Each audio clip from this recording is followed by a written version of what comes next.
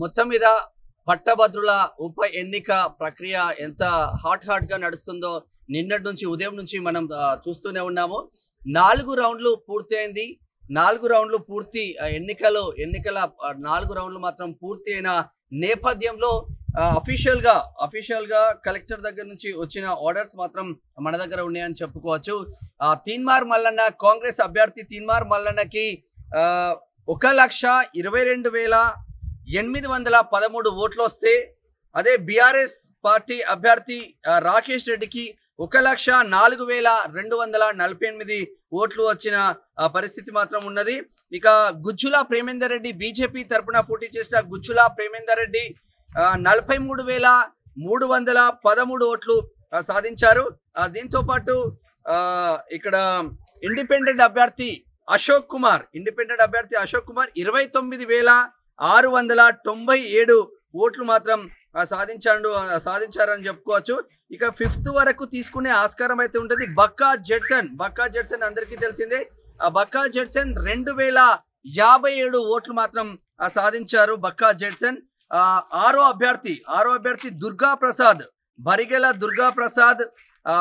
దుర్గా ప్రసాద్ 1947 ఓట్లు మాత్రం సాధించాడు. ఓవరాల్ గా టాప్ 5 తీసుకునే ఆస్కారం ఉంది. రిమైనింగ్ అంతా 1000 లోపే ఉంది. కాబట్టి ఇక్కడ మెయిన్ గా 1,22,813 ఓట్లు సాధించిన తీన్మార్ మల్లన్నకి గెలవడానికి మాత్రం కేవలం 28,000 ఓట్లు మాత్రం వస్తే సరిపోయే పరిస్థితి ఉంది. మరి ఈ రాత్రికి పూర్తవుతుందా? ఇప్పుడే ఎన్నికల కౌంటింగ్ అంటే 4 రౌండ్ల కౌంటింగ్ ప్రక్రియ అయిపోయిన నేపథ్యంలో ఇప్పుడు ఇక సెకండ్ ప్రాధాన్యత ఓటు మొదటి ప్రాధాన్యత ఓటుతో ఫలితం తేలని పక్షంలో రెండో ప్రాధాన్యత ఓటు మాత్రం స్టార్ట్ చేస్తా ఉన్నారు. మరి రెండో ప్రాధాన్యత ఓట్లో అందరూ ఆశలు ఇటు తీన్మార్ మల్లన్న కావచ్చు, ఇక్కడ బీఆర్ఎస్ అభ్యర్థి ఏనుగు రాకేష్ రెడ్డి కావచ్చు. ఏనుగు రాకేష్ రెడ్డి ఆశలు పెట్టుకున్నది కేవలం ఇక్కడ ఆశలు పెట్టుకుంది మాత్రం గుజ్జుల ప్రేమేందర్ రెడ్డి. మొదటి ప్రాధాన్యత ఓటు 43,313 ఓట్లలో సెకండ్ ప్రాధాన్యత ఓటు మాకే వస్తుంది అన్న ఆశలు మాత్రం బీఆర్ఎస్ అభ్యర్థి పెట్టుకున్న నేపథ్యంలో ఇటు కాంగ్రెస్ అభ్యర్థి తీన్మార్ మల్లన్న కూడా ఇక్కడ ఇండిపెండెంట్ అభ్యర్థి ఎవరైతే ఉన్నారో అశోక్ కుమార్, పాలకూరి అశోక్ కుమార్ కి చాలా పెద్ద ఎత్తున వచ్చినట్టే. పాలకూరి అశోక్ కుమార్ కి 29,697 ఓట్లు మాత్రం సాధించాడు అశోక్ కుమార్. దీనిలో 70-75% తీన్మార్ మల్లన్నకు సెకండ్ ప్రియారిటీ ఓట్లు పడే అవకాశం ఉంది. బక్కా జెడ్సన్ 2,057 ఓట్లు సాధించాడు. 2,057లో మినిమం ఒక 35% అయినా తీన్మార్ మల్లన్నకు పడే ఛాన్స్ మాత్రం కనిపిస్తా ఉన్నట్టు తెలుస్తా ఉంది. సరే చూద్దాం ఏమేం జరిగినా. రేపు మార్నింగ్ కల్లా కొంచెం పూర్తి స్థాయి అవగాహన మాత్రం వచ్చే ఆస్కారం ఉంది. రేపు మధ్యాహ్నం కల్లా అఫీషియల్ గా అనౌన్స్ చేసే ఆస్కారం ఉంది. ఎట్టి పరిస్థితుల్లో ఈ ట్రెండ్ ను బట్టి చూస్తే తీన్మార్ మల్లన్న గెలవడం పెద్ద కష్టమేమి కాదు అన్న చర్చ మాత్రం జరుగుతుంది.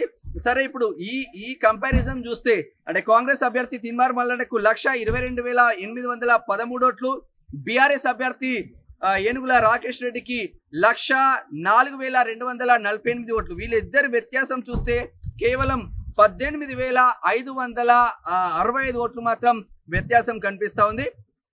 మరి తీన్మార్ మల్లన్నను దాటిపోవడానికి 18,565తో పాటు మళ్ళీ ఇంకా పైన తెచ్చుకునే ఆస్కారం ఉంటది. అంటే దగ్గర 1,04,000 కాబట్టి తనకి 1,50,000 రీచ్ కావడానికి చాలా టైం పట్టే ఆస్కారం అయితే ఉంది. ఏది ఏమైనా ఓటింగ్ ప్రక్రియ మాత్రం షురు అవుతుంది. రెండో ప్రాధాన్యత ఓటింగ్ ప్రక్రియ మాత్రం షురు అవుతుంది. వర్షం కూడా సహకరిస్తుంది, చల్లగా ఉంది. గోదాములలో పెట్టిండ్లు ఎండకు తుకతుకలు ఆడుతూ ఉన్నారు ఏజెంట్లు మాత్రం.